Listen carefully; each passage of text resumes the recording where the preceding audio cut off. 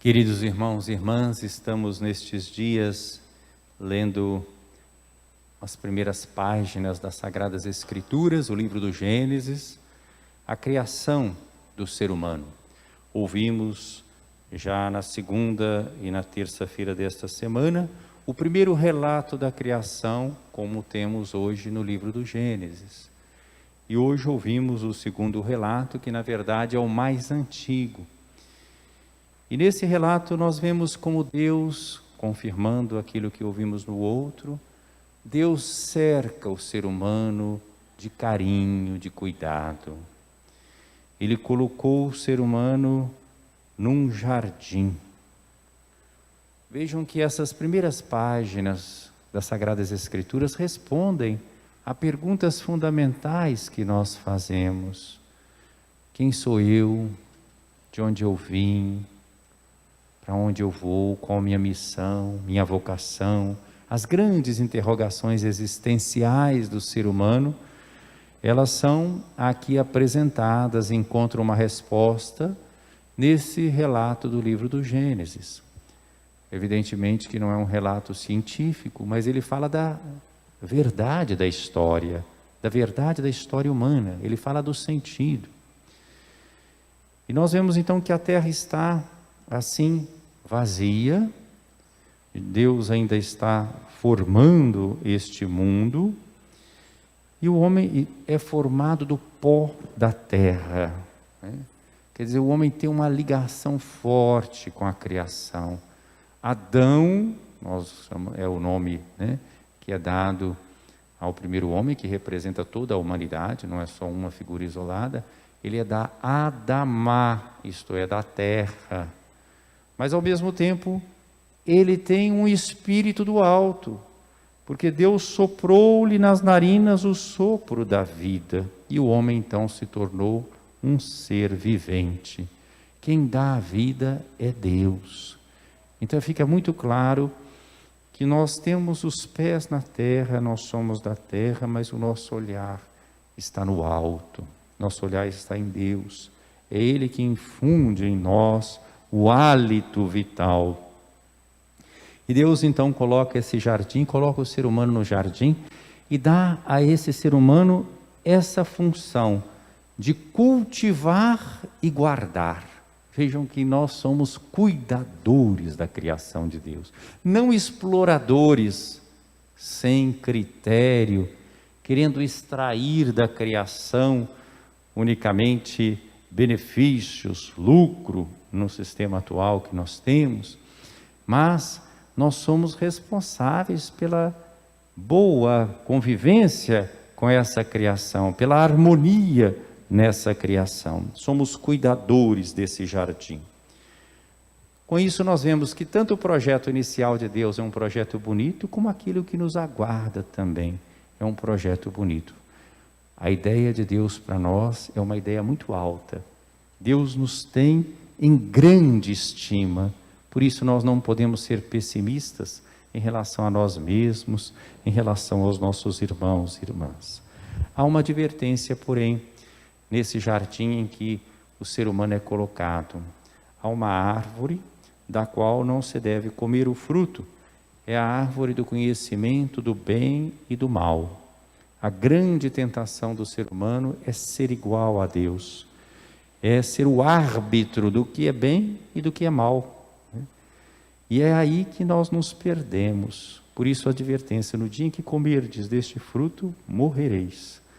Porque é a tentação de buscar a nossa felicidade, a nossa realização sem Deus, simplesmente a partir daquilo que Deus nos deu. Realmente Deus nos deu muito, somos criados à imagem e semelhança dele, mas nós temos que reconhecer também os limites da criatura. Aí é que está a sabedoria, viver em relação a Deus como filhos, em relação aos semelhantes como irmãos, em relação à criação como cuidadores e como guardiães. O Salmo continua bendizendo a Deus por essa criação. No Evangelho nós vemos Jesus continuando aquela controvérsia com os fariseus e mestres da lei, que estavam sempre à espreita observando Jesus e os seus discípulos e procurando encontrar algum defeito, algum ponto em que eles pudessem criticar. Os fariseus e mestres da lei estão muito mais preocupados com suas tradições religiosas, como nós ouvíamos ontem, tradições humanas.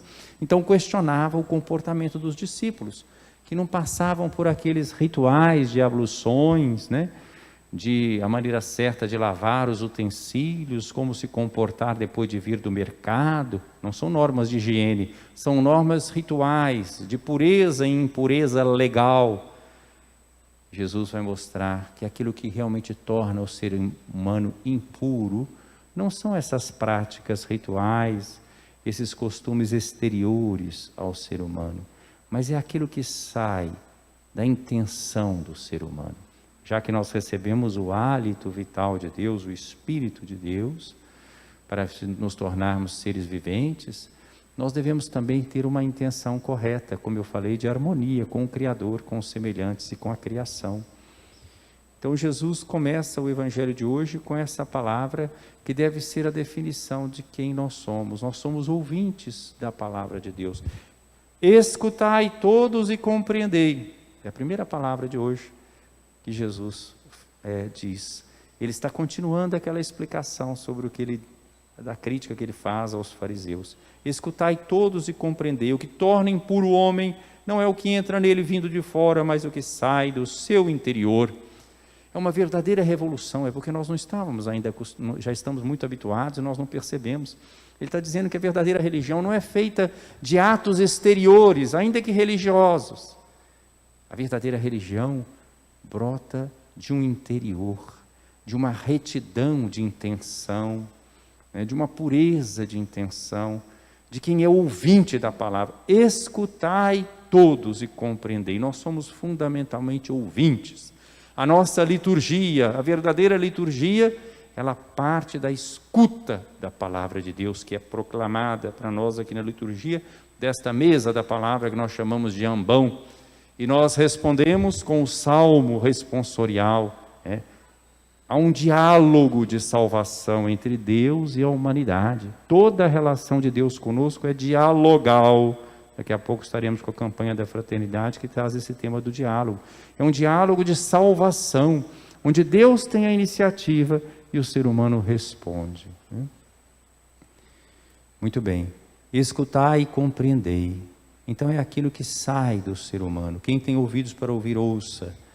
E Jesus vai dizer mais adiante, o que sai do homem, isso é que o torna impuro, pois é de dentro do coração humano que saem as más intenções, imoralidades, roubos, assassínios, adultérios, ambições desmedidas, maldades, fraudes, devassidão, inveja, calúnia, orgulho, falta de juízo.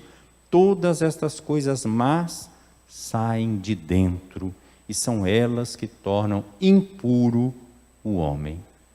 Então, meus queridos irmãos, peçamos essa graça de acolhermos o Espírito Santo com um coração generoso para termos a religião que agrada a Deus, uma religião feita de escuta da palavra de Deus, deixando-nos modelar por essa palavra, assim como Deus modelou Adão do barro da terra e soprou sobre ele, fazendo-o ser vivente. Que também para nós o Senhor possa nos modelar com a sua palavra e soprar sobre nós, nos dando esse espírito de sabedoria, de obediência, de humildade, de fraternidade. Santa Escolástica, que hoje celebramos, irmã de sangue de São Bento, é a responsável pela fundação do ramo feminino da família beneditina. Ela acompanhou o seu irmão nesta vida monástica. E Santa Escolástica tem um episódio narrado por São Gregório Magno, muito bonito. Uma vez por ano, quando os dois já estavam todos dois no mosteiro, ela tinha um mosteiro próximo do mosteiro de São Bento, próximo de Monte Cassino, primeiro em Subiaco, depois próximo de Monte Cassino. E uma vez por ano, a irmã ia visitar o irmão. Eles se encontravam, E São Gregório Magno conta esse fato da vida dos dois santos. Chegou esse dia desse encontro, São Bento então sai com seus companheiros e vai até o encontro de Santa Escolástica, né, próximo do mosteiro. E passam então aquele dia, uma vez por ano eles se encontravam, conversando sobre as coisas espirituais. E depois Santa Escolástica foi entardecendo, né, e ela pediu a ele, a São Bento, que permanecesse, que ficasse aquela noite ali, para que eles pudessem aproveitar mais e passar a noite conversando sobre as coisas divinas, sobre as coisas espirituais, já que era uma vez por ano que eles se encontravam. E São Bento logo rejeitou, falou: que isso, minha irmã? Eu não posso passar a noite fora da minha cela, né? Então conta-se que Santa Escolástica abaixou a cabeça, colocou as mãos sobre a mesa e rezou. E logo depois desceu uma chuva, uma tempestade, e São Bento e seus companheiros não podiam voltar ao mosteiro. São Bento então diz para ela: Deus te perdoe pelo que você fez, minha irmã. Aí ela falou assim: eu pedi para você, mas se você quiser, pode voltar, né? Mas eu pedi ao meu Deus, né? E ele me atendeu. E comenta São Gregório Magno que Deus ouviu aquela que estava com o coração cheio de amor. E eles passaram então também aquela noite conversando sobre as coisas espirituais. No dia seguinte, o homem de Deus, São Bento, e seus companheiros retornaram para o mosteiro. 3 dias depois, lá da sua cela, São Bento teve uma visão. Ele viu a sua irmã, a alma da sua irmã, entrando no céu, né? Cheio de alegria, mandou seus irmãos irem buscar o corpo de Santa Escolástica para que fosse sepultada no túmulo.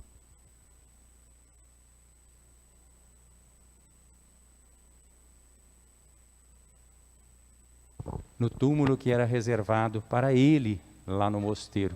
Então foi sepultada dentro do mosteiro de Monte Cassino, né? Então foi uma grande graça que São Bento alcançou, e por isso a gente vê então a ligação de tudo isso. Por isso Santa Escolástica insistia tanto para eles permanecerem conversando sobre as coisas divinas.